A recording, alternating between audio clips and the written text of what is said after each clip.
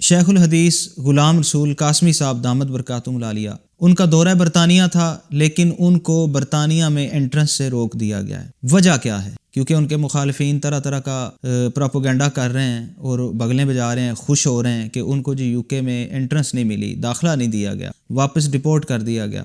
اب سوچنے والی بات یہ ہے کہ ان کو داخلہ کیوں نہیں دیا گیا؟ اس کی وجہ جو میری سمجھ میں آئی ہے وہ ایک حق بیانی اور ڈنکے کی چوٹ پر، اور دوسرا ان کے عقائد۔ اب سوچنے والی بات یہ ہے کہ یو کے میں انٹرنس داخلہ یہ حق کا معیار ہے کہ جسے یو کے میں انٹرنس ملے گی وہ حق پر ہے، اور جسے یو کے میں انٹرنس نہیں دی گئی وہ حق پر نہیں ہے۔ جن عقائد کے وہ حامل ہیں ان عقائد کی وجہ سے انہیں جنت میں داخلہ دیا جائے گا یا نہیں؟ ان کے مخالف جن عقائد کے حامل ہیں ان عقائد کی بنیاد پر ان کو جنت میں داخلہ ملے گا یا نہیں؟ اصل حق کا معیار تو یہ ہے، کامیاب تو وہ ہوگا، حق پر تو وہ ہوگا جسے اپنے عقائد اور اعمال کی بنا پر جنت میں داخلہ مل جائے گا۔ اصل مقام غور تو یہ ہے۔ اور اگر ہم پیر سائیں غلام رسول قاسمی صاحب کی تصانیف، تقاریر، بیانات کو بغور دیکھیں، ان میں کوئی ایسی چیز نہیں ملتی کہ جو اسلام سے یا اہل سنت کے عقائد سے ٹکراتی ہو۔ وہ اہل سنت کے عقائد ڈٹ کر بیان کرتے ہیں، حق بجانب ہو کر بیان کرتے ہیں،